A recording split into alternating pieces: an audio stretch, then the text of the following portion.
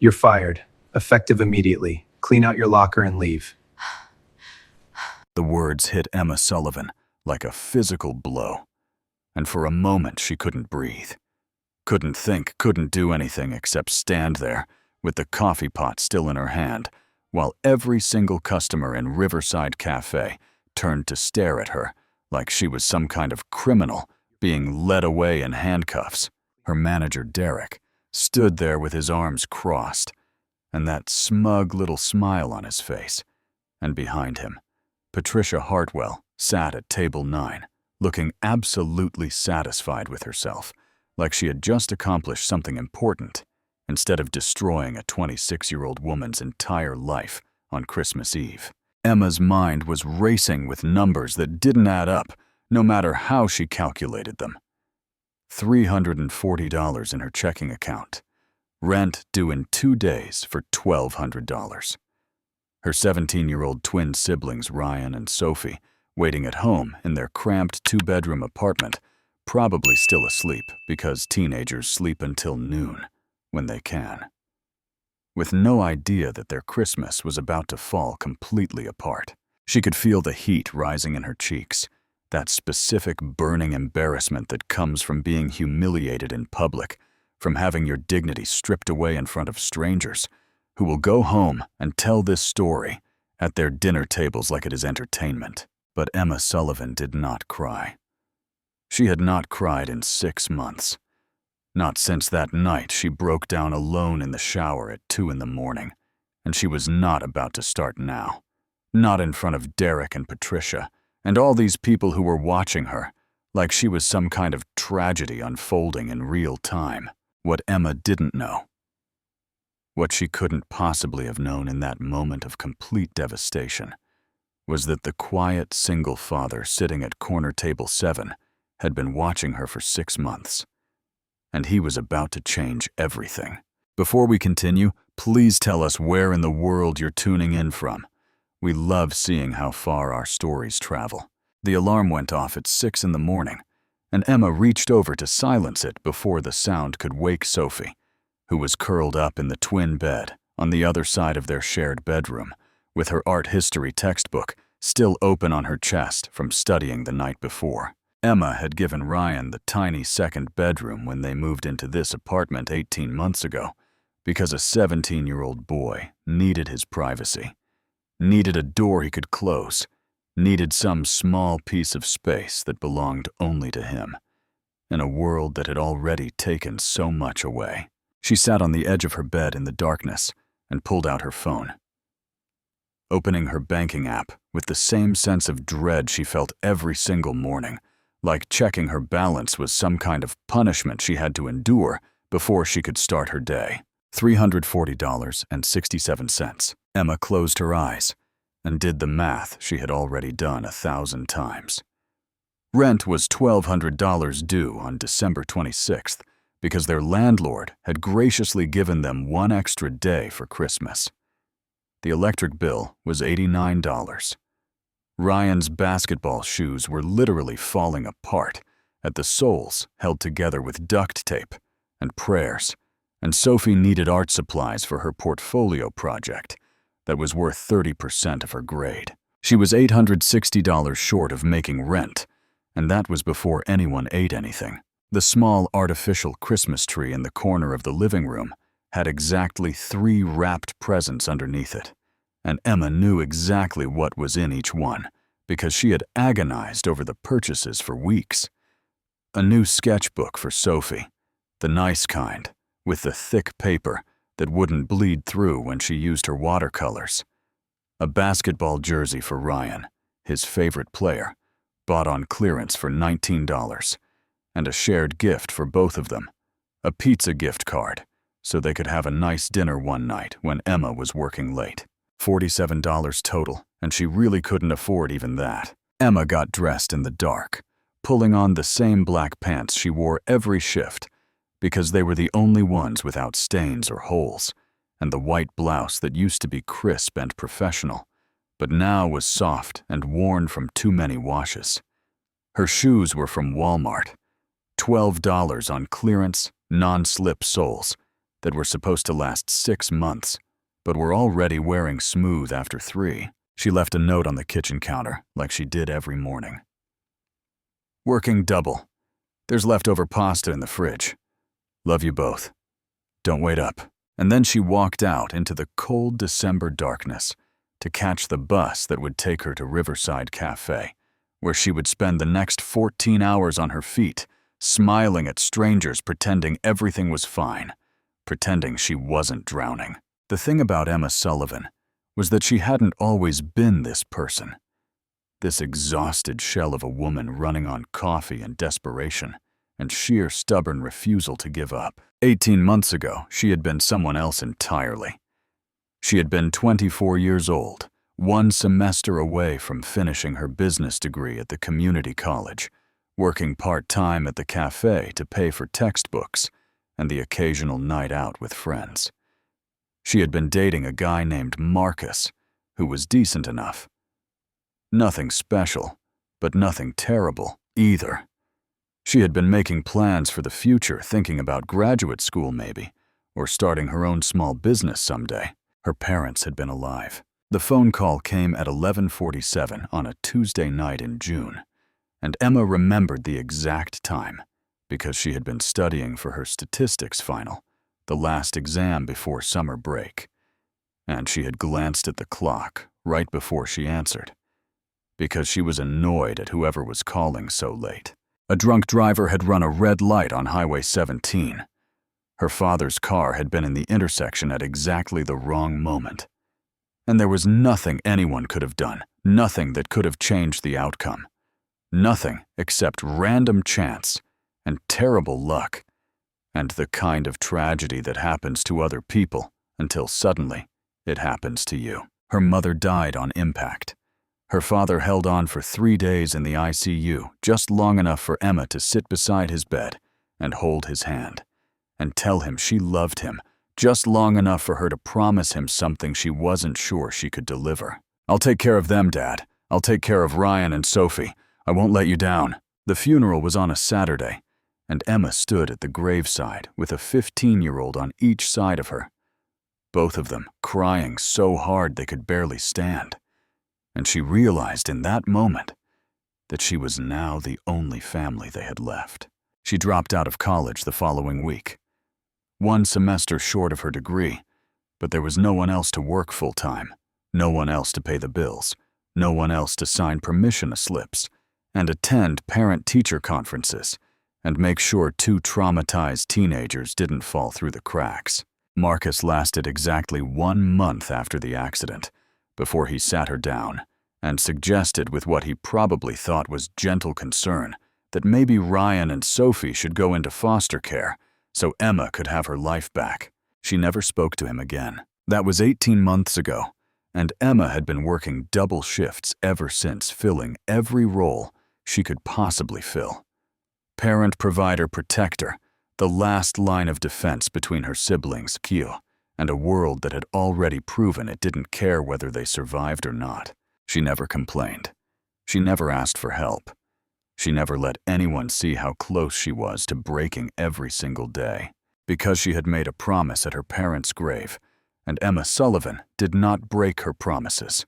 At exactly 2 o'clock in the afternoon, Daniel Crawford pushed open the door of Riverside Café with his hip, while holding 2 small hands in each of his own, and the little bells above the entrance jingled their familiar welcome as his twin daughters burst into excited chatter about hot chocolate and whipped cream and whether the cookie lady would be working today. "Daddy, do you think she'll draw us a reindeer this time?" Ava asked, her 5-year-old voice carrying that particular urgency that children have when something is incredibly important to them. "She drew us snowmen last week, Mia added, and before that, it was a Christmas tree with a star. And she makes the best whipped cream mountains, Daddy, like really big ones." Daniel smiled down at his daughters. These 2 perfect little humans who looked so much like their mother that sometimes it physically hurt to look at them. And he led them to corner table 7, which had become their regular spot, every Saturday afternoon for the past 6 months.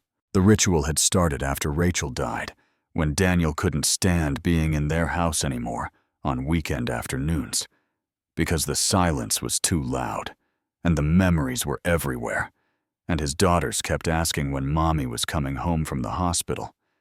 He had needed to get out, needed to be somewhere that felt normal, somewhere with noise and life and people who didn't look at him with that specific pity reserved for young widowers with small children.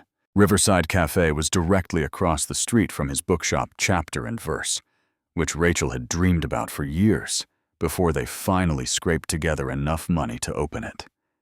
Daniel closed early on Saturdays now because there was no point staying open when he couldn't focus on anything except the weight pressing down on his chest, and the cafe had become a refuge, a place where his daughters could drink hot chocolate and he could drink coffee and pretend for an hour or two that their family wasn't broken. He noticed Emma the very first week. She had been rushing between tables with that particular kind of exhaustion that goes bone deep, the kind you can't hide no matter how bright your smile is.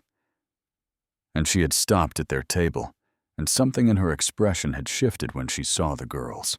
"Well, hello there, beautiful ladies," she had said, and her voice was warm in a way that felt genuine, not the fake customer service warmth that most waitresses manufactured. "What can I get for you today?" Mia had been shy back then, still not talking much to strangers, but Emma had crouched down to her eye level and waited patiently, not rushing, not moving on to the next table, just giving his daughter the space she needed to find her words. That was the moment Daniel first really saw her. Over the following months, he watched her, the way you watch someone you're trying to understand.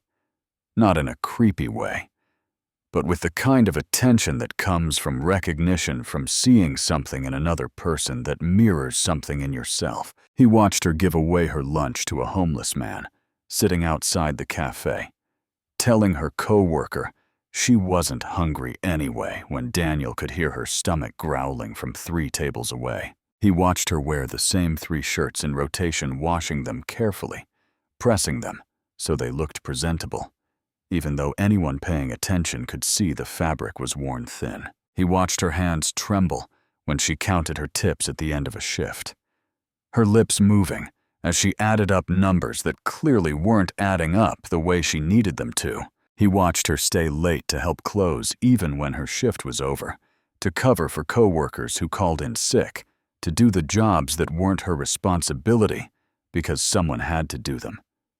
And she was there, and he recognized her, recognized that bone-deep exhaustion in her eyes, because he saw the same thing every morning when he looked in his bathroom mirror. She was drowning the same way he was drowning, and she was doing it with a smile on her face, just like he did every single day.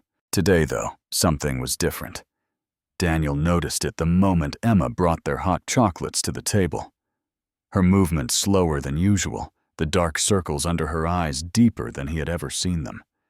She winced when she bent down to place the cups in front of the girls, her hand pressing briefly against her lower back, like something there was hurting. "Extra whipped cream as requested," Emma said, and her smile was bright, but it didn't quite reach her eyes. "I made them extra tall today because it's Christmas Eve, and that's a special occasion." "Thank you, cookie lady," Ava said, already, diving face first into the whipped cream. "Her name is Emma Mia," corrected primly. "We know her name now, Ava. It's on her name tag." "She likes cookie lady," Emma said, winking at Ava. "It's our special thing, right?" Ava nodded enthusiastically, whipped cream now covering her nose. Daniel watched Emma walk away, watched her shoulders tighten as she approached another table, watched her paste, that smile back on her face like it cost her something every single time. Mia tugged on his sleeve. "Daddy, the cookie lady looks really sad today." Daniel looked down at his daughter, at her serious little face that saw so much more than a 5-year-old should. "She does look sad, doesn't she, sweetheart? We should give her a hug," Ava said, looking up from her hot chocolate. "Hugs make people feel better. That's what you said when we were sad about Mommy."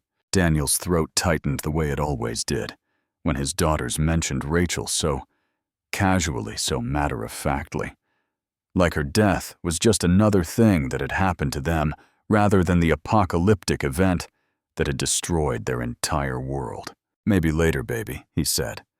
"Let's let her do her job for now." But he kept watching Emma as she moved through the cafe, and the feeling in his chest kept getting stronger. That sense that something was very wrong, that something was about to happen, that today was not going to be an ordinary Saturday afternoon.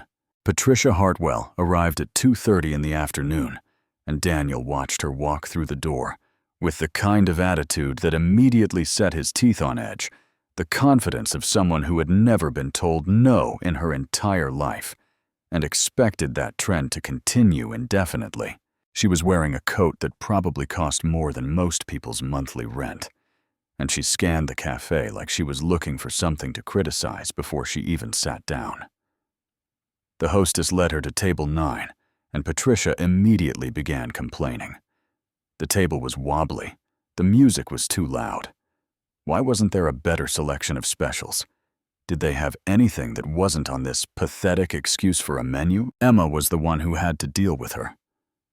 Of course, because Emma was always the one who dealt with the difficult customers, the ones who complained and sent food back and demanded to see managers over imaginary offenses. Daniel watched Emma approach table 9 with her order pad, and her professional smile watched her nod patiently as Patricia listed what seemed like an endless series of complaints and modifications and special requests.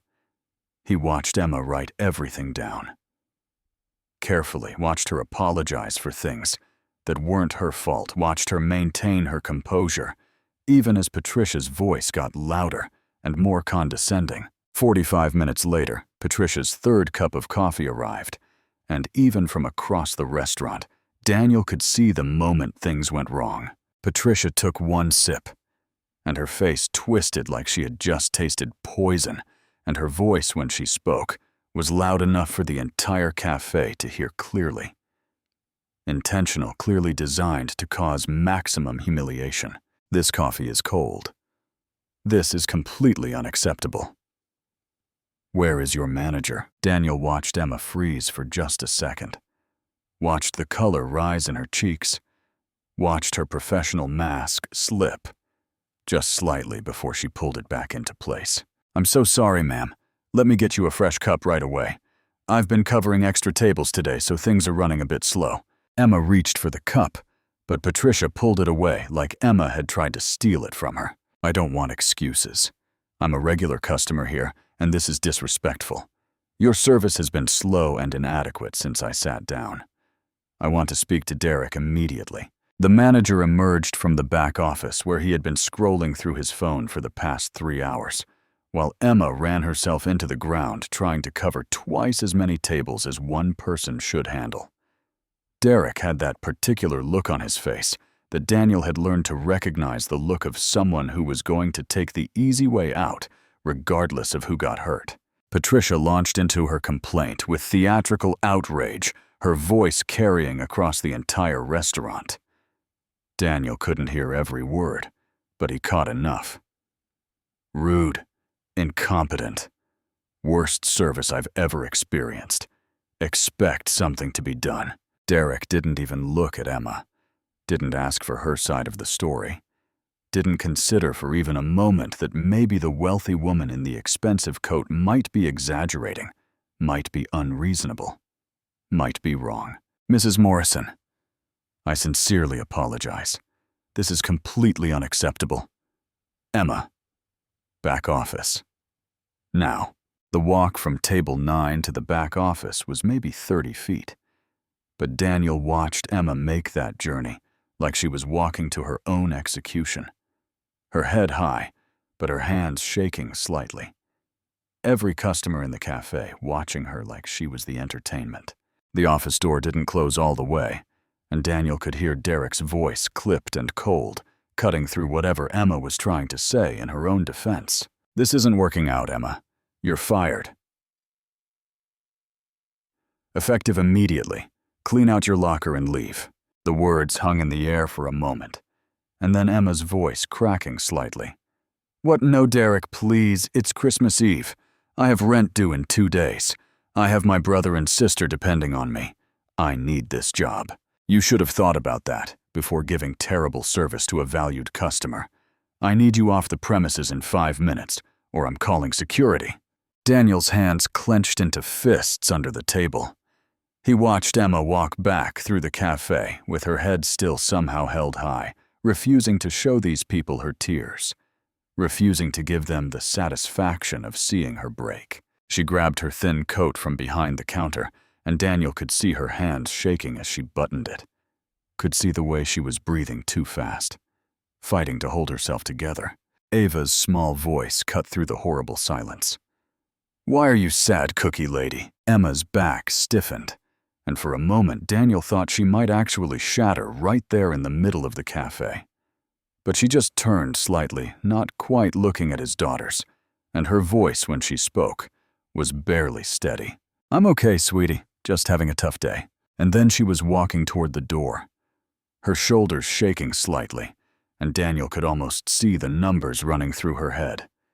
The impossible math of trying to figure out how to survive when everything had just been taken away. That was when Daniel made a decision that would change everything. His chair scraped loudly against the floor as he stood up, and his daughters both looked at him with startled eyes. But Daniel was already moving toward Derek, who was walking back to his office looking smug and satisfied. "Excuse me." Daniel's voice carried across the whole cafe, and he could feel every eye turning toward him. But he didn't care. "You just fired the best employee you have." Derek turned around, annoyance clear on his face. "This is none of your business, sir. This is a personnel matter." "Actually, it is my business." Daniel's jaw was set in a way that meant he had already made up his mind, and nothing was going to change it. He turned to look at Emma, who was standing frozen by the door, staring at him in shock. Emma right. She nodded barely. "I own Chapter and Verse across the street, the bookshop and cafe. I've been looking for a manager for months, and I just watched you handle a rush by yourself while staying kind to every single customer, including my daughters." He turned back to address the whole cafe, his voice clear and firm. "You're hired if you want the job. Starting tomorrow, double whatever he's paying you, full benefits, and Christmas Day off with your family." The entire cafe went dead silent. Emma just stared at him. This man she barely knew, who was offering her a lifeline she absolutely did not deserve. What you're offering me a job right now, you don't even know if I'm qualified." Daniel smiled at her, like she had just said something ridiculous. "I've watched you for 6 months. You remember every regular's order. You stayed 3 hours late last month when Jenny called in sick because you didn't want the cafe to be short-staffed on a busy night. You draw pictures for my daughters and sneak them extra whipped cream. And you never once looked at me with pity, even though you clearly know I'm a widower with 2 kids because everyone in this neighborhood knows that story." He paused, letting the words sink in. "I know exactly what you're capable of. The question is whether you want the job." From corner table 7, Ava's voice piped up. "Say yes, cookie lady. Then you can make us hot chocolate every day." Something shifted in Emma's face, the desperation giving way to something that looked almost like hope. Yes, I want the job." Daniel nodded once firmly, like they had just completed a business transaction, rather than changed both their lives forever. "Good. Come to the bookshop tomorrow morning at 8. We have a lot of work to do." And as Emma walked out the door, with her head held high for the first time all day, Daniel turned to look at Patricia Hartwell, who was staring at the whole scene with her mouth open, and at Derek, whose smug expression had vanished completely. "You might want to consider treating your employees better," Daniel said quietly. "You never know who's watching." Then he went back to corner table 7, where his daughters were bouncing in their seats with excitement, and he finished his coffee while Emma Sullivan walked across the street toward a future neither of them could have imagined. Christmas morning came and went, in a blur of grateful tears and cheap presents, and the first moment of real hope Emma had felt in 18 months. She told Ryan and Sophie about the job, while they sat on the worn carpet around their tiny tree, and Sophie immediately started teasing her about the cute bookshop guy with the twins, while Ryan went into protective brother mode, asking questions about benefits and salary, and what exactly this stranger's intentions were. "It's just a job," Emma said, but she could feel the blush creeping up her cheeks. "Sure it is," Sophie said, grinning. "That's why you're turning pink right now." Ryan crossed his arms. "If he tries anything, I know people." He didn't know anyone, of course. He was 17, and his intimidating act needed work. But Emma appreciated the sentiment. That night, for the first time in months, she slept without waking up at 3 in the morning to stare at the ceiling and calculate numbers that had never added up. December 26th arrived cold and gray, and Emma walked into chapter and verse at exactly 8 in the morning, wearing her nicest blouse, which was still worn thin at the elbows. But at least it was clean and pressed and didn't have any visible stains. The bookshop was beautiful, the kind of place Emma had always dreamed about spending time in. When she was a customer, all warm wood and soft lighting, and shelves that stretched toward the ceiling, packed with books in every direction. But as she looked closer, she could see the chaos underneath the charm. Books stacked haphazardly on tables that should have been organized displays a layer of dust on the cafe counter inventory that clearly hadn't been sorted in months. Daniel was waiting for her by the front register, looking slightly nervous, in a way that was somehow endearing on a grown man with broad shoulders and kind eyes. "You came," he said. "You offered me a job." "Was I not supposed to come?" He laughed and the tension broke. "No, I thought maybe you'd change your mind.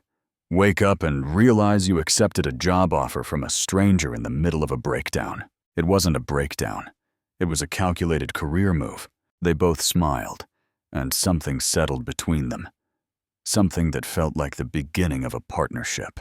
Daniel gave her the tour, apologizing the entire time for the state of the place. The bookshop had been his wife's dream, he explained, and Rachel had been the organized one, the one who knew how to run a business, who understood inventory and marketing, and all the things Daniel was terrible at. "I'm a reader, not a businessman," he admitted, showing her the office, which was piled high with invoices and receipts and paperwork that made Emma's organized soul physically hurt. "Rachel used to handle all of this. Since she's been gone, I've been struggling."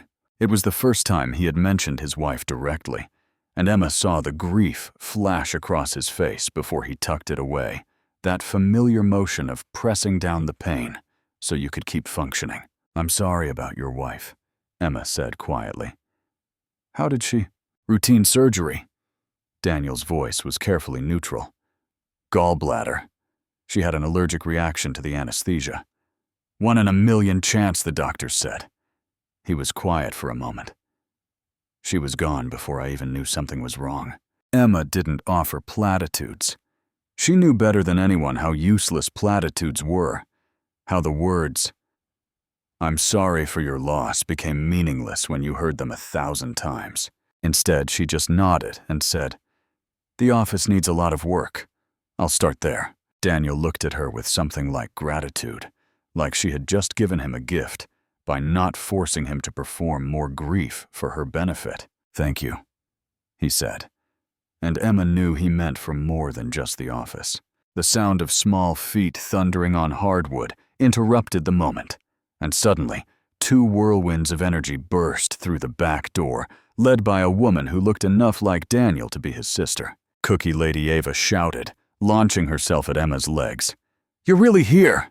Daddy said you were coming, but I didn't believe him, because Daddy says lots of things that don't happen, like when he said he'd fix the leak in the bathroom." "Okay, that's enough commentary on my failures," Daniel said.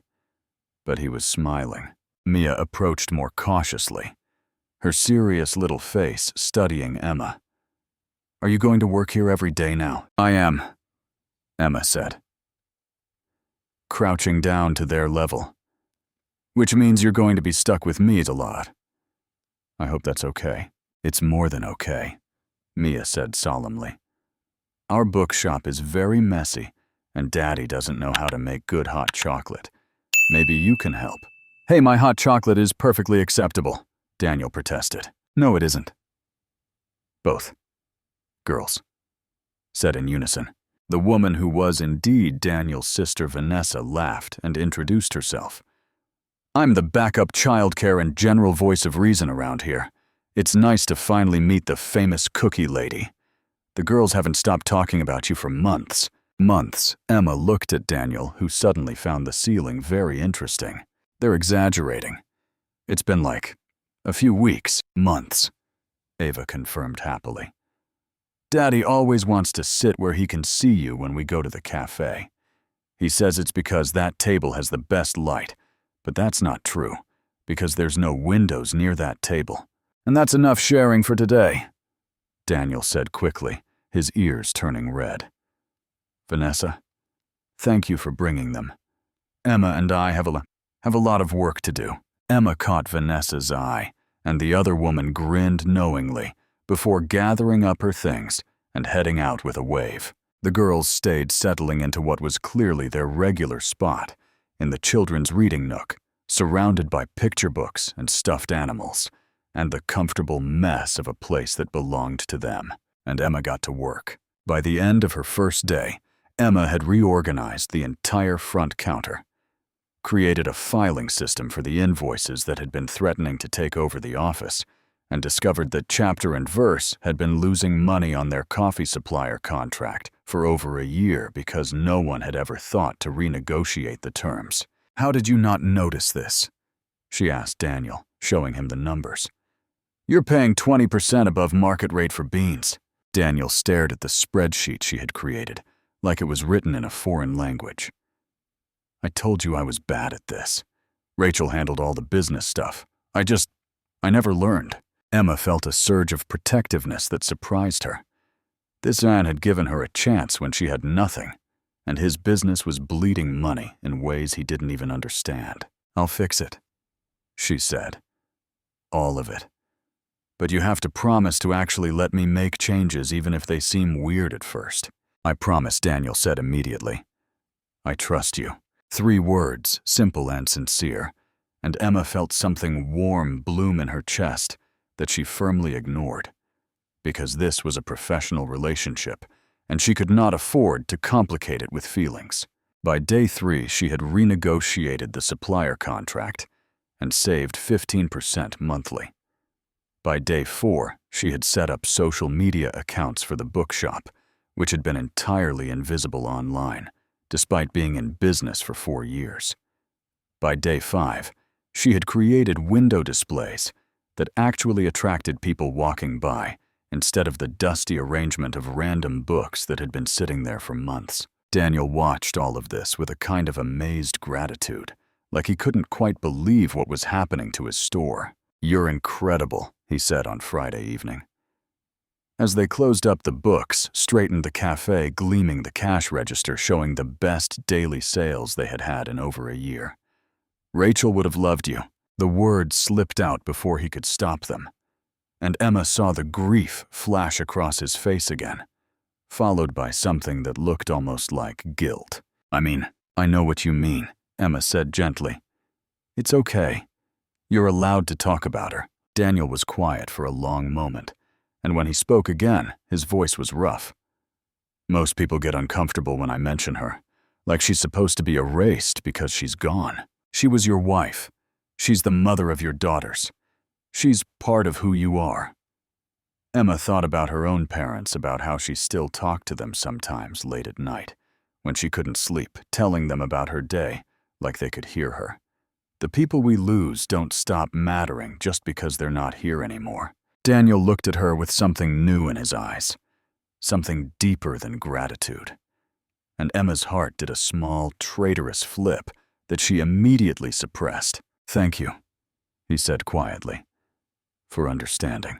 Emma just nodded and went back to closing out the register, but she could feel his eyes on her, and she knew something had shifted between them, some wall coming down that probably should have stayed up. The first week turned into the second, and Emma fell into a rhythm that felt almost natural, almost like she belonged there, almost like chapter and verse had been waiting for her all along. She arrived every morning at 7:30 to open making coffee and arranging pastries and straightening the displays that customers had disarranged the day before.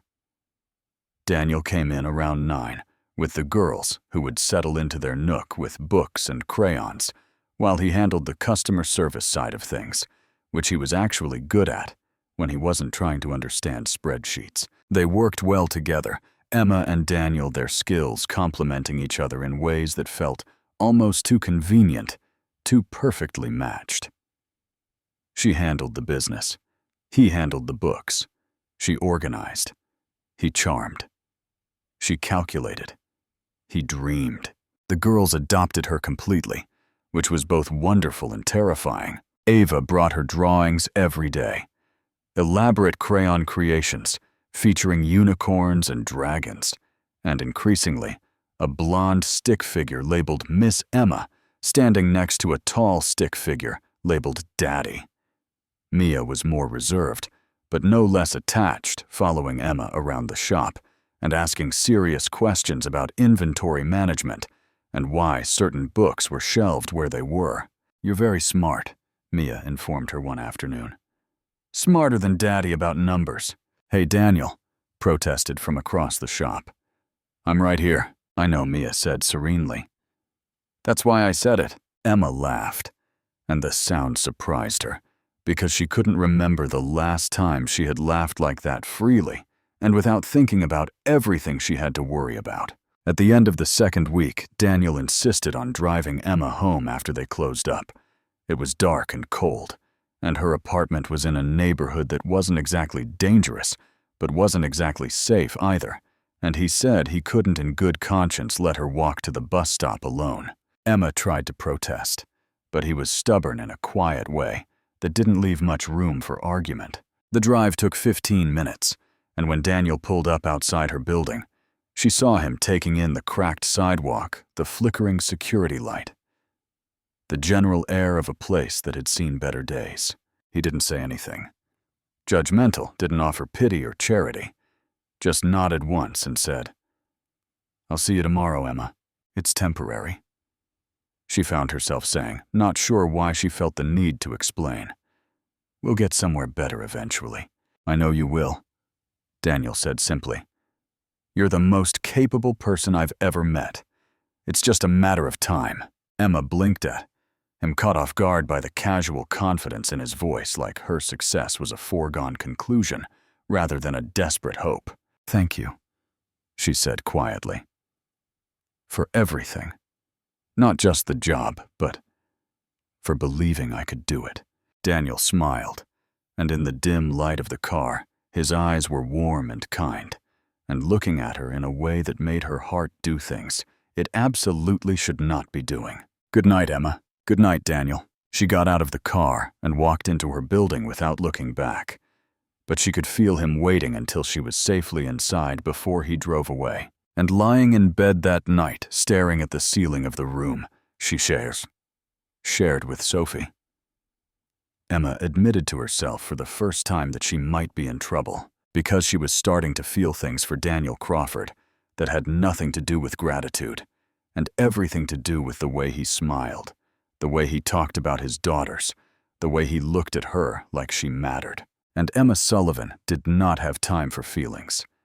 Not when she had 2 siblings depending on her, and a mountain of debt, and a life that was barely held together by duct tape and prayers. But the feelings were there anyway, growing a little stronger every day, and she had no idea what to do about them.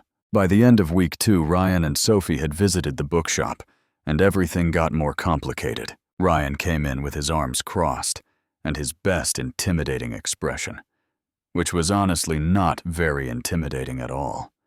But Emma appreciated the effort.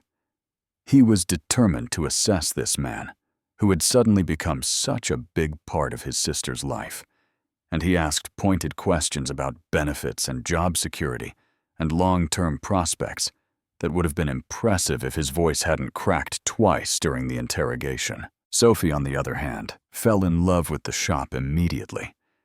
She wandered through the shelves, like she had found heaven, running her fingers along the spines of art books, discovering hidden corners with cozy reading chairs, exclaiming over the children's nook and the cafe setup and the general charm of the entire place.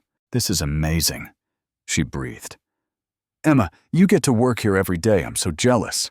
Daniel watched the twins with a small smile, and then he did something that made Emma's heart clench. "Hey, Sophie, right? You mentioned you like art. We have a whole section of art books that needs reorganizing. I've been meaning to do it for months, but I have no idea what I'm doing. Any chance you'd want to help out part-time after school minimum wage to start?" Sophie's eyes went huge. "Are you serious?" "Completely serious. You'd be doing me a favor, honestly." Sophie looked at Emma, who was trying very hard not to cry, because this man kept doing kind things without making them feel like charity, and nodded eagerly. Then Ryan spoke up, his intimidating act forgotten. "I could help too, with inventory or whatever, if you need it." Daniel didn't miss a beat. "Actually, yeah.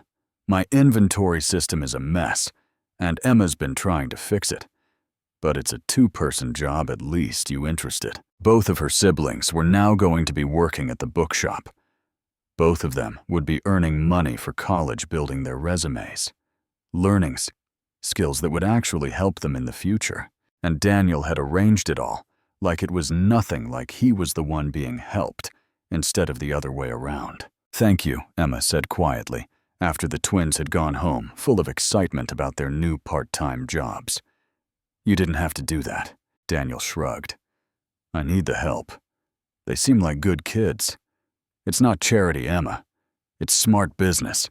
But Emma saw the truth in his eyes, the kindness he was trying to hide behind practicality, and she felt another wall crumble around her heart. She was in so much trouble. January came in cold and gray, and the bookshop became a refuge from the winter weather, a warm cocoon of books and coffee, and the slowly growing thing between Emma and Daniel that neither of them would name. Revenue was up 30% from the previous January, thanks to Emma's marketing efforts and the social media presence she had built from nothing. The coffee supplier contract was renegotiated, the inventory was finally organized, and regular customers were starting to come back, drawn by the transformation of a struggling shop into something vibrant and welcoming. But the business successes weren't what Emma thought about when she lay awake at night. She thought about the way Daniel brought her coffee every morning, exactly how she liked it. Cream and 1 sugar, without ever having asked how she took it, because he had been paying attention long before she ever worked for him. She thought about the way their hands brushed sometimes, when they both reached for the same book or the same invoice, and how neither of them ever acknowledged it. But neither of them moved away quickly either. She thought about the way he looked at her when he thought she wasn't, watching his expression soft and wondering like she was something precious that had unexpectedly wandered into his life.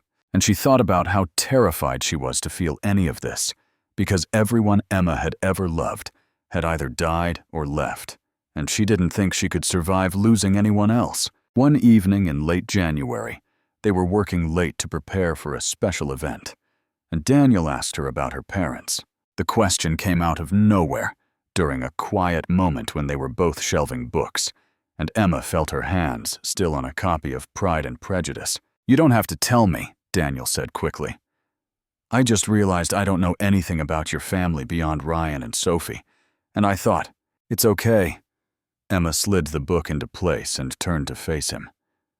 "My parents died 18 months ago. Car accident. Drunk driver ran a red light." She told him the rest of it in pieces, the words coming easier than she expected. The phone call, the hospital, the funeral, dropping out of school, becoming a parent overnight to 2 traumatized teenagers who needed her to hold everything together, even when she was falling apart herself. "I made a promise at their grave," she said quietly, "that I would take care of Ryan and Sophie, that I wouldn't let them down. Everything I've done since then has been about keeping that promise." Daniel was quiet for a long moment, and when Emma looked at him, she saw tears in his eyes. "You're incredible," he said. "Do you know that 24 years old, and you just stepped up? No complaints, no self-pity. You just did what needed to be done. There wasn't another option. There's always another option. You could have fallen apart. You could have given up. You could have put them in foster care and tried to have your own life back." Emma flinched at the words, remembering Marcus suggesting exactly that, and Daniel saw it. "Someone said that to you, didn't they?" "Someone actually suggested." "My boyfriend at the time." Emma's voice was flat.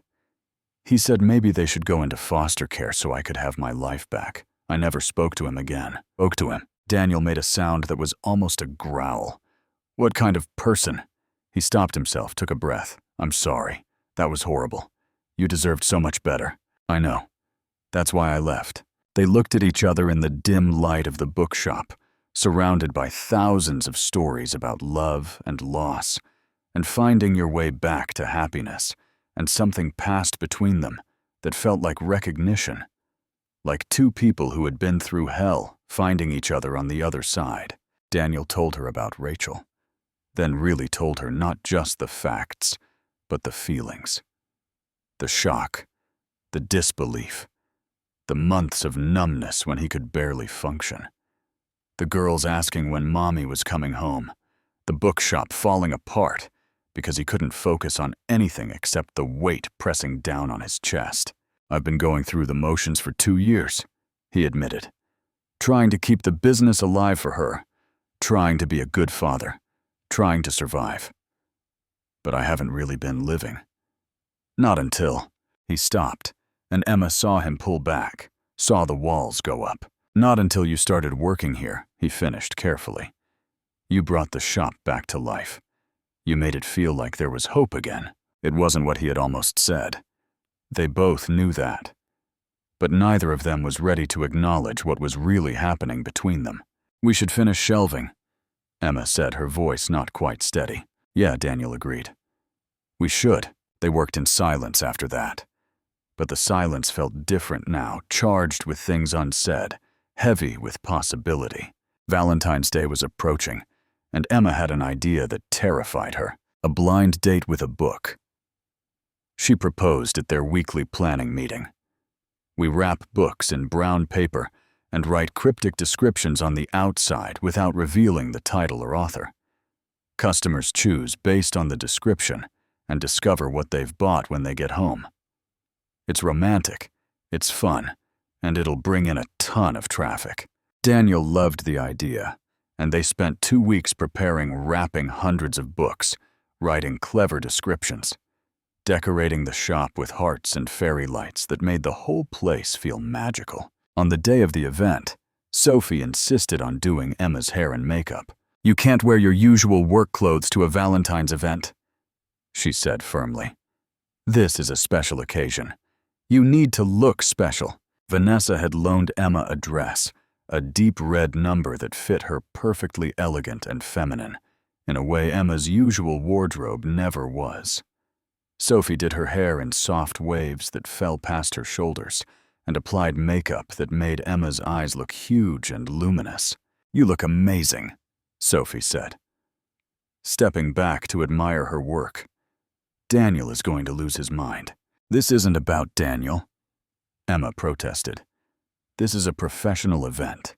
"Sure it is," Sophie said, grinning. "That's why you've been staring at him like he hung the moon for the past 2 months. Emma threw a pillow at her sister, but she couldn't deny the way her heart was pounding as she walked into the bookshop that evening. Daniel was behind this counter when she arrived, and the moment he saw her, he stopped mid-sentence. Whatever he had been saying to the customer, he was helping simply died on his lips, and he stared at Emma like he had never seen her before, his mouth actually hanging open slightly. Ava's voice piped up from the children's nook. "Daddy, your mouth is open." "That's rude." Daniel snapped his jaw shut, his ears turning red, and Emma felt a flush of pleasure that she immediately tried to suppress, because this was professional. This was work. This was absolutely not about the way he was looking at her. Like she was the most beautiful thing he had ever seen. The event was a massive success. Customers packed the shop from the moment they opened, drawn by the romantic concept and the festive atmosphere. They sold more books in one evening than they normally sold in a week, and the cafe counter was constantly busy with couples and families and friends buying coffee and pastries and lingering in the cozy space Emma had created. By the end of the night, Emma was exhausted but exhilarated. Her feet aching from hours of standing in heels that Sophie had insisted on her face sore from smiling so much. She found a quiet moment in the storage room, slipping off her shoes and rubbing her feet, just trying to catch her breath before the final push of closing. Daniel found her there. "Hey," he said softly, leaning against the doorframe. "You okay?" "Just tired." "Good tired, though." That was really something. It was amazing. "You're amazing." He moved closer, sitting down on a stack of boxes near her. "Emma, I need to tell you something." Her heart started pounding again. "What is it?" He took a breath. "I can't stop thinking about you. I know that's probably inappropriate. I know you work for me, and there's a power dynamic, and it's complicated. But I haven't felt like this since Rachel, and I'm terrified and exhilarated. And I needed you to know." Emma stared at him, her mind racing. This was everything she had wanted to hear, and everything she had been dreading, because wanting things meant you could lose them. And she had already lost so much. "Daniel, you don't have to say anything back. I just couldn't keep pretending I don't feel this. Whatever this is between us, I feel it every time we're in the same room. I see you with my daughters, and my chest aches. I watch you work, and I'm in awe of you. I think about you constantly, Emma. Constantly." There was a moment of charged silence, the air between them electric with possibility. And then Emma's phone rang, shattering the moment completely. It was Ryan. He had locked himself out of the apartment, and Sophie wasn't home.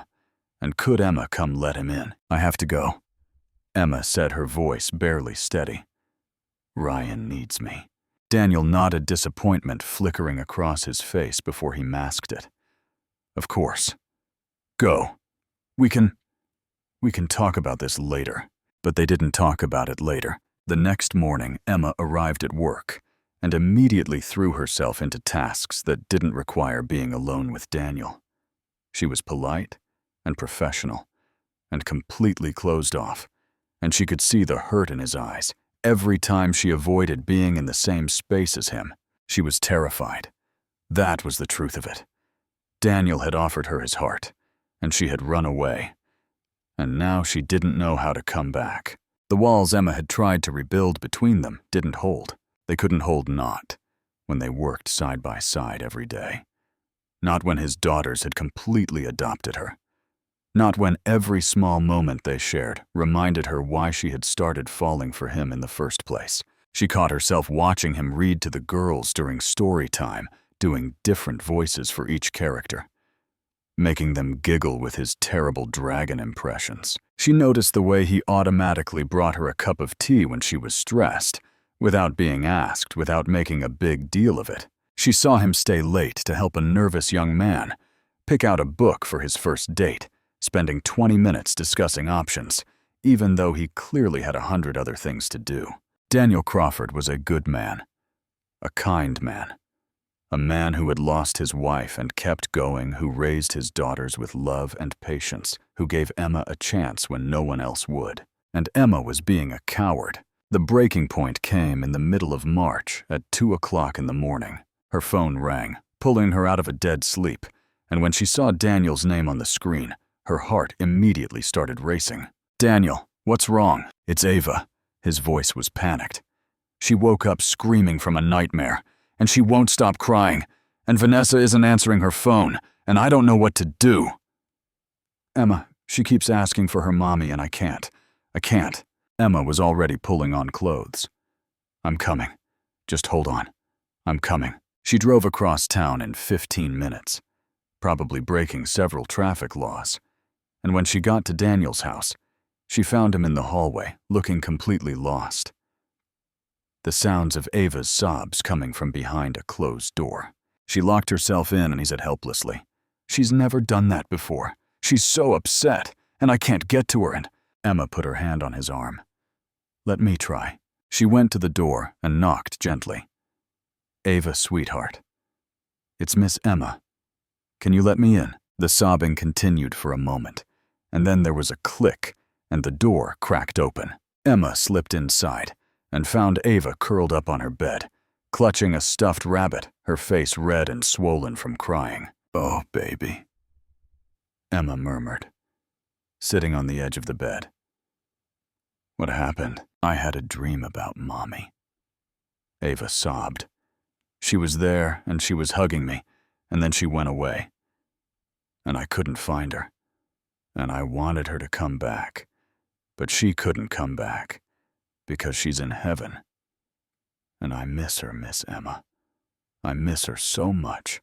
Emma gathered the little girl into her arms and held her tight, rocking her gently. "I know, sweetheart. I know. It's okay to miss her. It's okay to be sad." "Do you miss your mommy?" Ava asked, her voice small. Emma's throat tightened. "Every single day, baby. My mommy went to heaven too, and I miss her all the time." "Does it ever stop hurting?" Emma thought about how to answer that, about what a 5-year-old could understand about grief and loss, and the way love persists even when people are gone. "It doesn't stop hurting exactly," she said slowly. "But it changes. It gets softer. And the love you have for her, that stays forever. The love never goes away." She started humming a lullaby, the same one her own mother used to sing.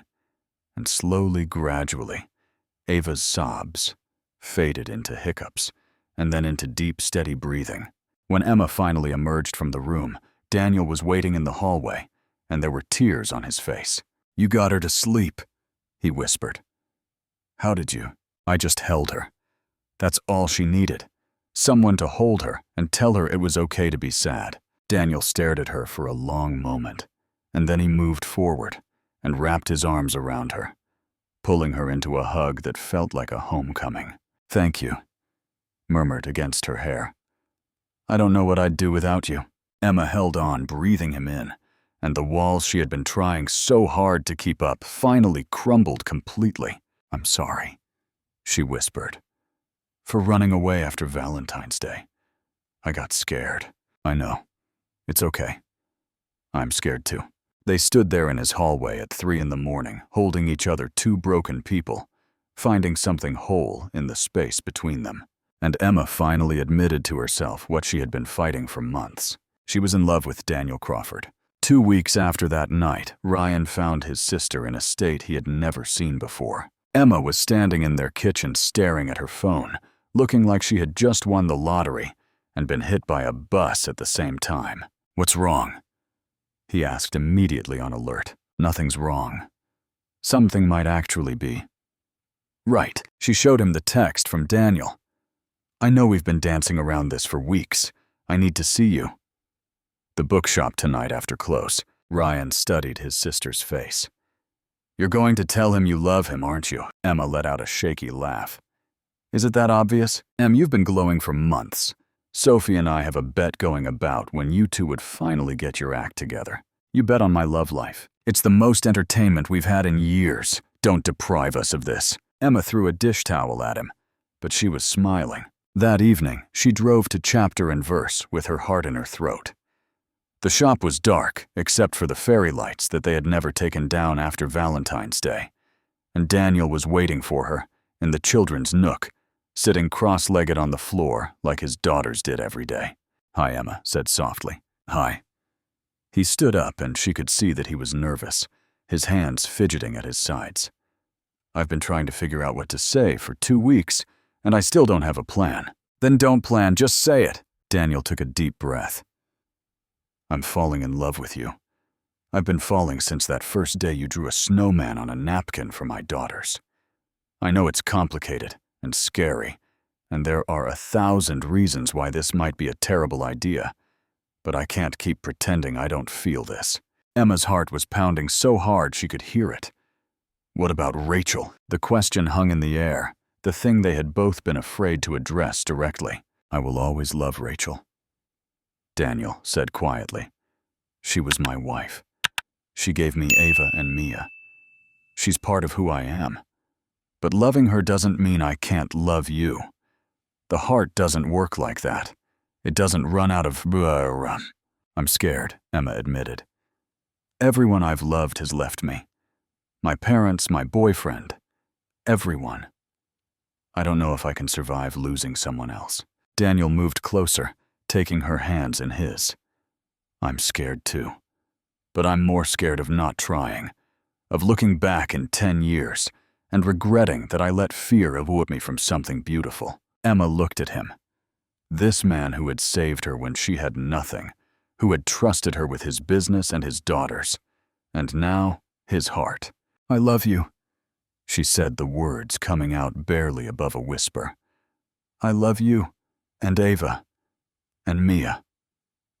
I want this. I want us. Daniel's face transformed relief and joy and love, all mixed together, and then he was kissing her deep and sure and full of all the wanting they had both been holding back for months. When they finally broke apart, they were both crying and laughing at the same time. So we're doing this? Daniel asked. For real. Emma nodded, her heart fuller than she had ever imagined it could be. For real. You and me and 4 kids and a bookshop and whatever chaos comes next. It's going to be a lot of chaos, I know. I can't wait. And standing there is the children's nook, surrounded by books and fairy lights, and the promise of a future she had never dared to dream of. Emma Sullivan finally let herself believe that maybe, just maybe, she deserved to be happy. The happiness lasted exactly 3 weeks before reality came crashing back in. Margaret Crawford arrived at Chapter and Verse on a Tuesday afternoon in late March, unannounced, and clearly displeased. Emma recognized her immediately from the photos Daniel kept in his office. Rachel's mother, elegant and severe-looking, with the kind of posture that suggested she had never slouched a day in her life. You must be Emma. Margaret, said her tone, making the name sound like an accusation. I've heard quite a bit about you. Emma kept her professional smile in place. Mrs. Crawford, it's nice to meet you. Can I help you find something? I'm not here for books. Margaret's eyes swept over the shop, taking in the changes Emma had made.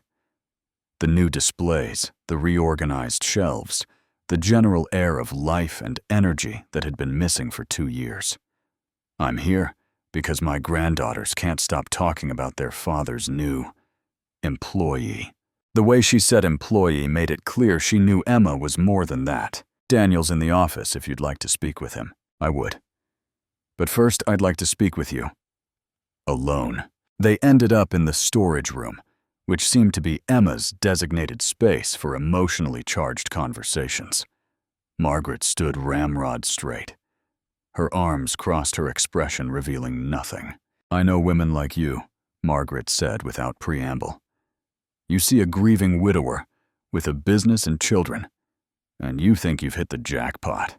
A ready-made family and financial security all wrapped up in one convenient package. Emma felt the words like a slap. That's not. My daughter built this shop. She dreamed about it for years, saved every penny, worked herself to the bone to make it a reality. And now you've waltzed in and changed everything, put your stamp all over her dream, and convinced her husband that he's in love with you. I'm not trying to erase Rachel. I would never. You're trying to replace her. Margaret's voice cracked slightly. In her shop with her children in her husband's heart. And I won't stand by and watch it happen. Emma took a deep breath, fighting to keep her composure. She understood grief. She understood the fierce, irrational protectiveness that came with losing someone you loved. Margaret wasn't being cruel. She was being a mother, fighting to keep her daughter's memory alive. Mrs. Crawford, I lost my own parents 18 months ago. I know what it's like to want to hold on to someone so tightly that you can't see past the grief. But I'm not trying to replace Rachel. The girls talk about her every day, and I make sure of it. I ask them to tell me stories about her. I look at her pictures with them. I want them to remember her. Margaret studied her for a long moment, and Emma saw some of the hardness flicker. That may be true, but my son-in-law is clearly infatuated with you, and I don't trust that it's real. Rachel hasn't even been gone 3 years. It's too soon. Grief doesn't follow a timeline, Mrs. Crawford, and neither does healing. Before Margaret could respond, Daniel appeared in the doorway. Margaret, what are you doing here? I came to check on my granddaughters, and apparently to discover that you've moved on from my daughter without even having the courtesy to tell me. The confrontation that followed was painful to witness. Margaret accused Daniel of forgetting Rachel. Daniel defended his right to find happiness again.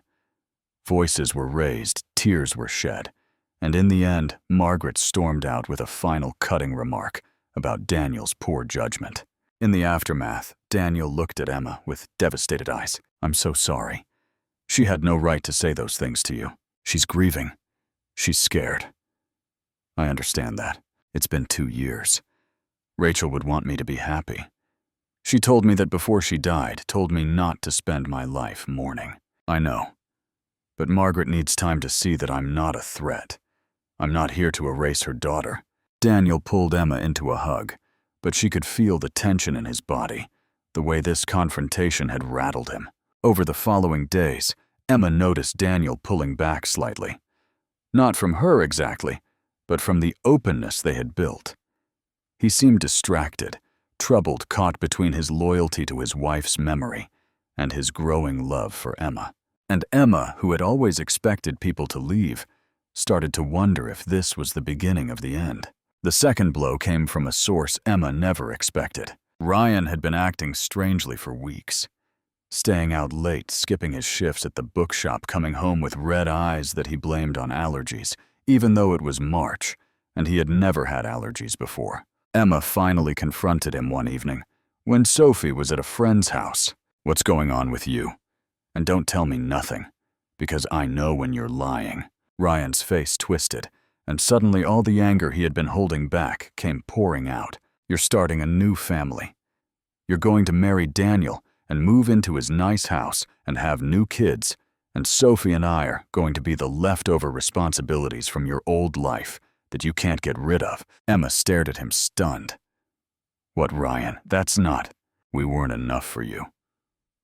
His voice cracked. Everything you've done for us. All the sacrifices. Was that just you doing your duty until something better came along?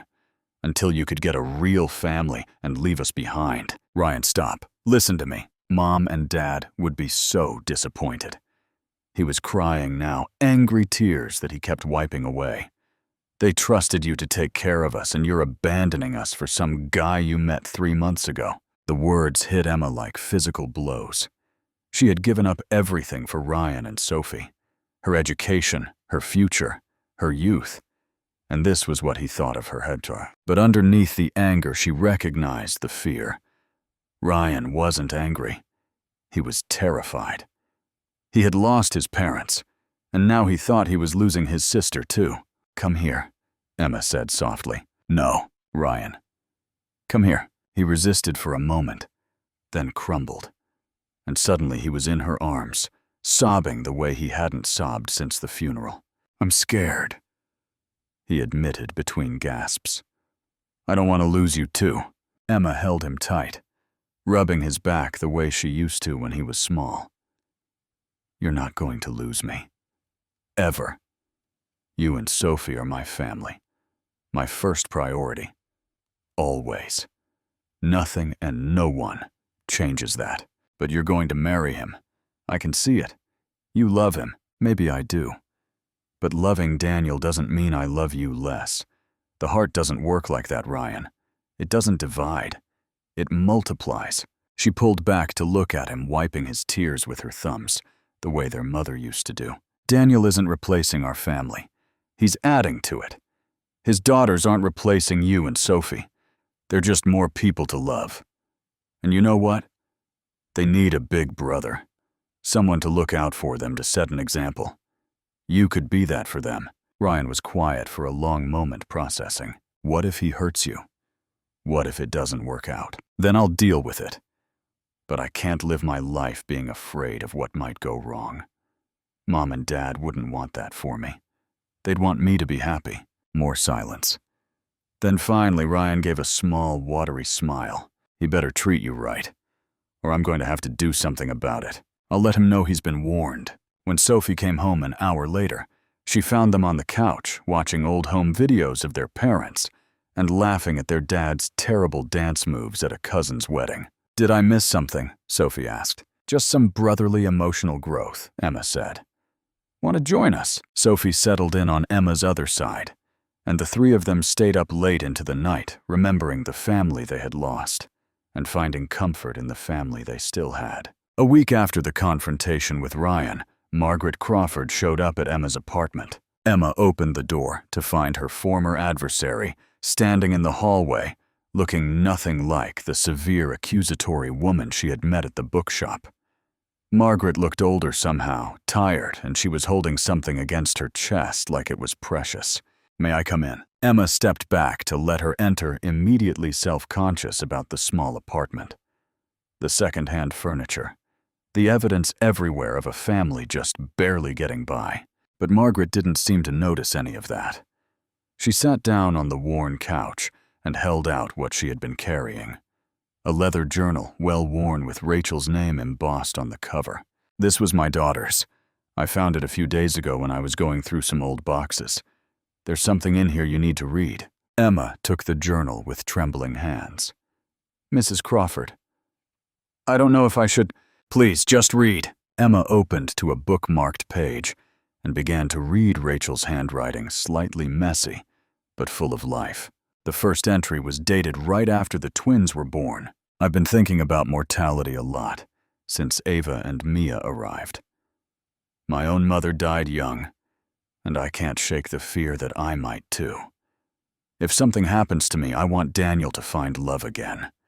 I want the girls to see what a happy relationship looks like, not a father frozen in grief forever. I'm writing this down so it's real, so it can't be taken back. I want him to be happy, even if that means with someone else." Emma's vision blurred with tears. She turned to another marked page. "Daniel is so loyal. That's one of the things I love most about him. But it's also what worries me. If I die, he'll never move on, unless someone gives him permission. So here it is in writing. I, Rachel Crawford, want my husband to fall in love again. I want him to laugh again. Really laugh, not the polite laugh he does at work functions. I want our daughters to have a mother who's present, not just a memory. This isn't morbid. It's practical. It's love. It's making sure the people I care about most will be okay, even when I'm not here to take care of them." The final marked entry was shorter, written just weeks before Rachel's surgery. "If you're reading this, whoever you are, it means Daniel let someone in. Please love him. He's so much better than he knows. Please love my girls. They deserve the world. And please don't try to be me. Be yourself. That's all I'd ask. That's all I'd ever want." Emma was sobbing by the time she finished. Margaret was crying, two silent tears streaming down her weathered face. "I was wrong about you," Margaret said, her voice thick. "I was so busy protecting Rachel's memory that I couldn't see what she actually wanted. She wanted Daniel to be happy. She wanted the girls to have a complete family again. I'm not trying to replace her," Emma said through her tears. "I could never. You're not replacing her. I see that now. You're exactly what she would have wanted for them." Margaret reached out and took Emma's hand. "I've watched you with Ava and Mia. You ask them what they want. You let them be sad when they need to be. You don't try to be their mother. You let them come to you on their own terms. Rachel would have loved you for that." Emma couldn't speak. The weight of Rachel's blessing given from beyond the grave through ink on paper was overwhelming. "I owe you an apology," Margaret continued. "The things I said at the bookshop were cruel and unfair. I was angry and scared, and I took it out on you. Can you forgive me?" Emma nodded, still crying. "There's nothing to forgive. You were protecting your daughter." I understand that. Margaret stood up and did something Emma never expected. She pulled her into a hug, tight and fierce. "Welcome to the family," Margaret whispered. "Rachel would be so glad he found you." After Margaret left, Emma sat alone with the journal for a long time, running her fingers over Rachel's handwriting, feeling the connection to a woman she had never met, but would always be grateful to. Rachel had given her permission, not just to love Daniel, but to become part of this family without guilt, without feeling like an intruder. It was the greatest gift Emma had ever received. The next morning, Emma called Sophie and Ryan before she even got out of bed. "I need you to cover for me today. There's something I have to do." Ryan's voice came through the phone, knowing. "You're going to tell him, aren't you?" "Yeah," Emma said, smiling through the last of her tears from the night before. "I think I finally am." She drove to Chapter and Verse at 9 o'clock and found Daniel in the office, struggling with inventory reports, the way he always did when she wasn't there to help. He looked up when she appeared in the doorway, and his expression immediately shifted to concern. "Emma, you're not supposed to be here until noon. Is everything okay?" She stepped into the office and closed the door behind her. "Your mother-in-law came to see me last night." Daniel went pale. "Oh, God. What did she say?"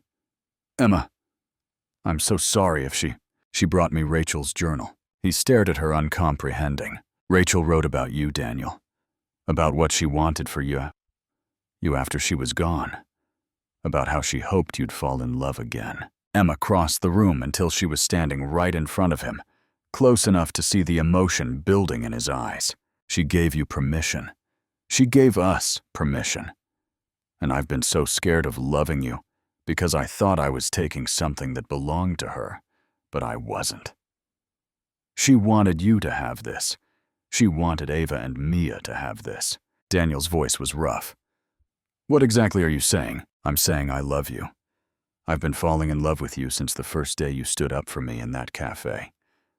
I love your kindness and your terrible business sense and your dedication to your daughters.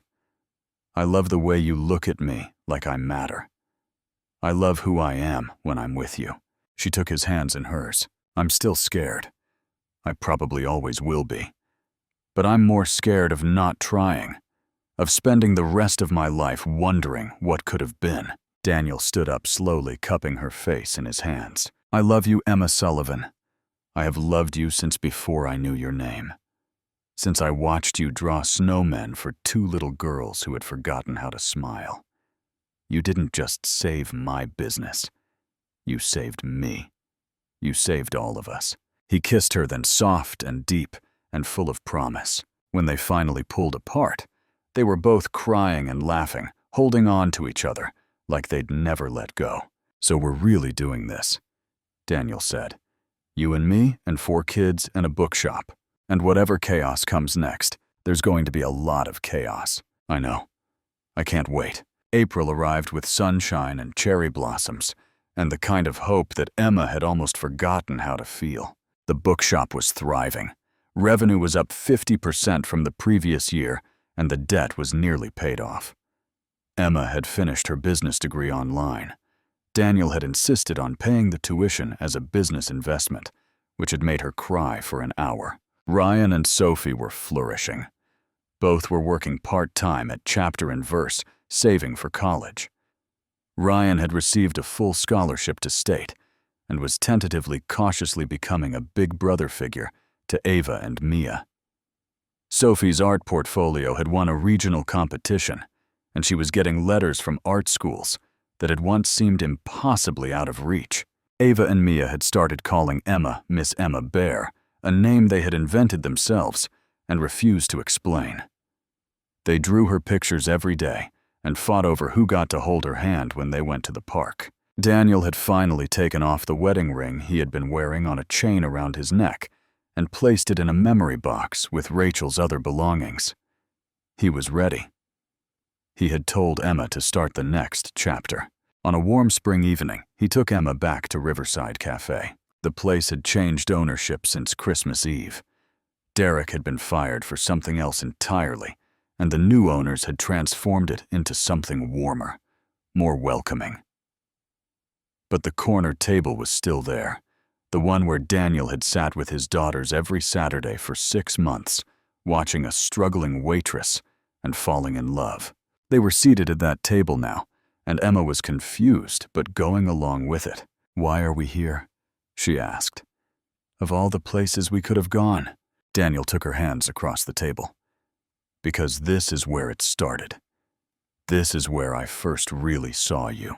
His voice was steady, but Emma could see his hands trembling slightly. "6 months ago, I watched you get fired right here. You were exhausted and heartbroken, and you had nothing, and you were still the kindest person in the room. I almost didn't say anything. Almost let you walk away." He reached into his pocket and pulled out a small velvet box. Emma's breath caught. "I thank God every day that I stood up, that I was brave enough to offer you a job. Because you didn't just save my bookshop, Emma. You saved my daughters. You saved me." He opened the box, revealing a simple, beautiful ring. Not Rachel's, because this was Emma's moment. Emma's ring. Emma's future. "Emma Sullivan, will you marry us?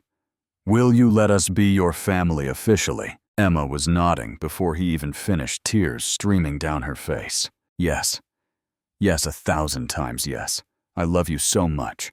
The entire restaurant was watching as Daniel slipped the ring on her finger, and when they kissed, the room erupted in applause. Vanessa emerged from a booth across the restaurant, followed by all 4 kids who had apparently been hiding and waiting for this exact moment.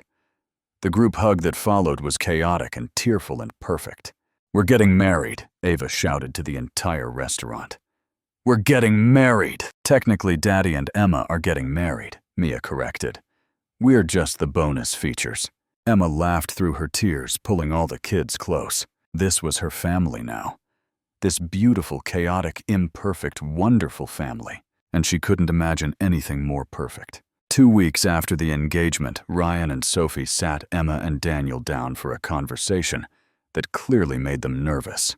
"We need to tell you something," Ryan said, his leg bouncing with anxiety. Emma immediately went into protective mode. "What's wrong? Are you okay?" "We're fine. It's just..." He looked at Sophie, who nodded encouragingly. "We can't let you pay for our college. It's too much. We don't want to be in the way now that you're getting married and building a family." Daniel leaned forward. "Who said anything about being in the way?" "We're not your kids," Sophie said quietly. "We're Emma's responsibility, and we're grateful for everything you've done. But we can't just keep taking..." "Stop." Daniel's voice was firm but kind. "You're not Emma's responsibility. You're family. Both of you. And family takes care of each other." He looked at Emma, who nodded. "I'm paying for both of you. Full ride. That's not up for debate. But your sister raised you when she should have been finishing her own degree. She gave up everything to make sure you had a chance at a future. Let me help give you that future. Please." Ryan and Sophie looked at each other, and Emma could see the emotions warring on their faces. Pride fighting with gratitude, fighting with relief. "You really mean it?" Sophie whispered. "I really mean it. You're going to be my brother and sister officially soon. That means you're stuck with me."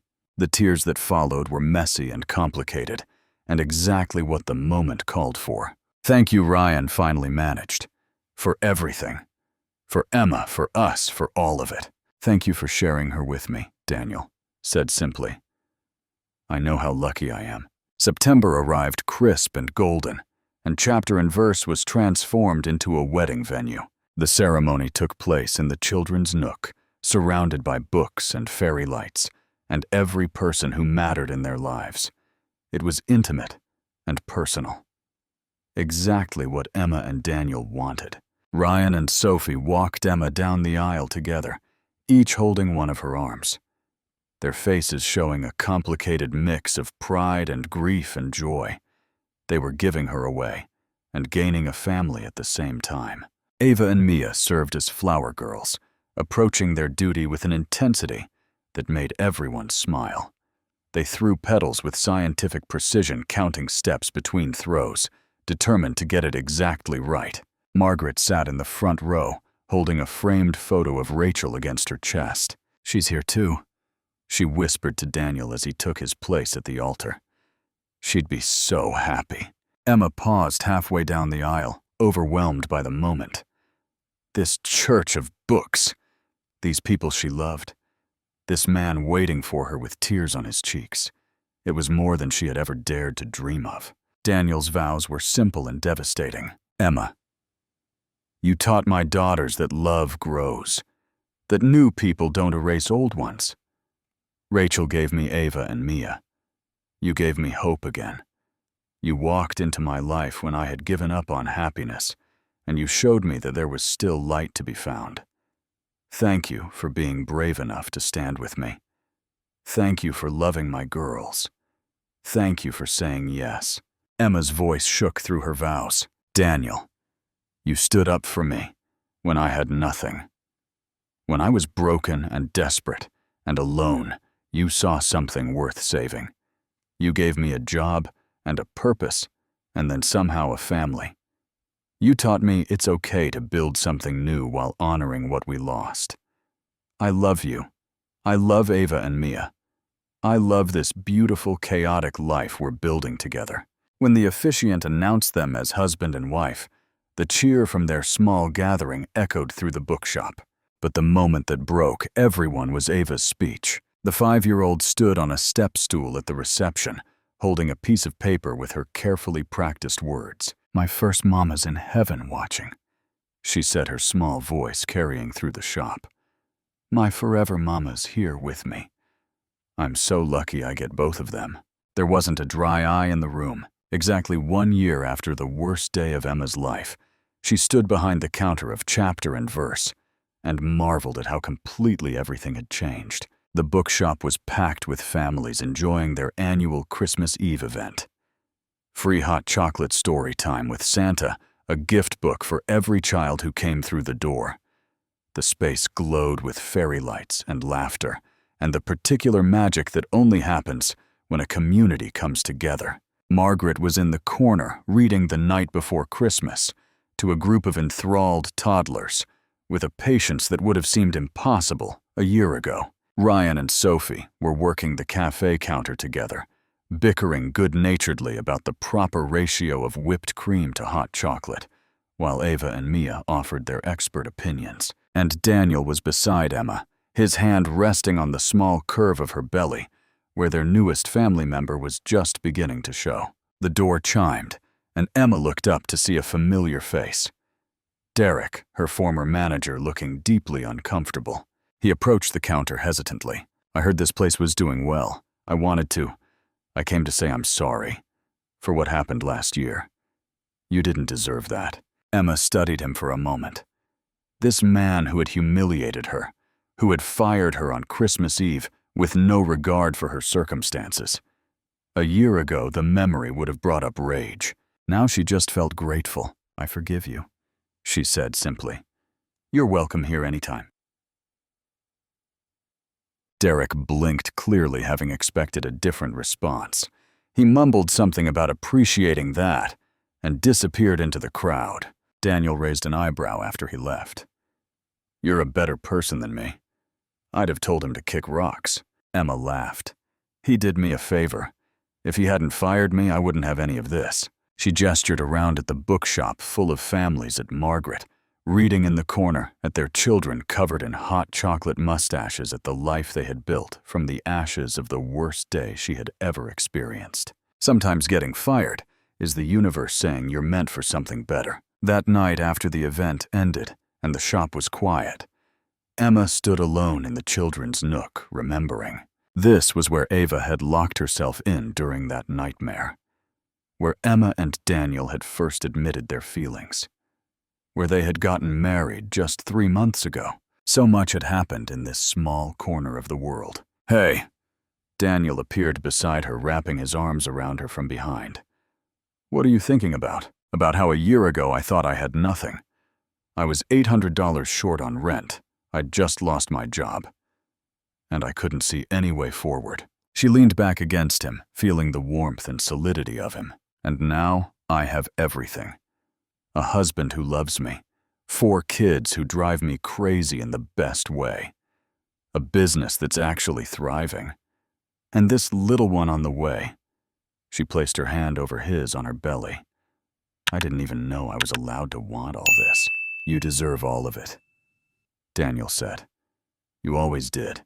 You just needed someone to show you. Emma turned in his arms to face him.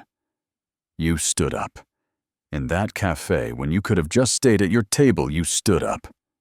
Do you know how rare that is? How many people would have just looked away? I couldn't look away from you. I'd been watching you for 6 months. You were the most remarkable person I'd ever seen. So strong, so kind, carrying everything alone, and never complaining. When that man fired you, something in me just broke. I couldn't let it happen. I couldn't let you walk out that door believing you were worthless. I didn't believe I was worthless. I believed I was alone. You're not alone anymore. You never will be again.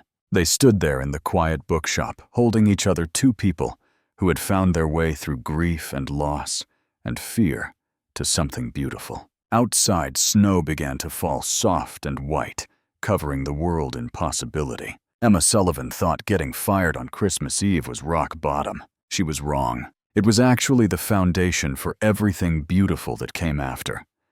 A business partnership that became a romance. A widower who became a husband. 2 little girls who became her daughters in every way that mattered. Sometimes the worst days become the best stories. Sometimes standing up for a stranger changes both your lives forever.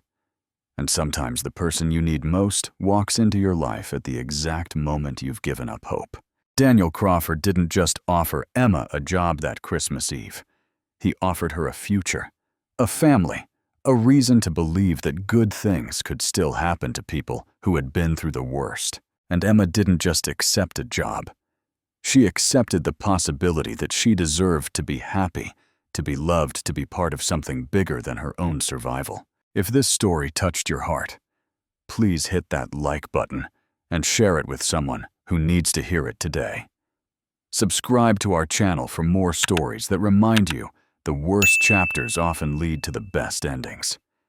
And tell us in the comments what moment in your life turned out to be a blessing in disguise. Because sometimes getting fired on Christmas Eve isn't the end of the story. It's just the beginning.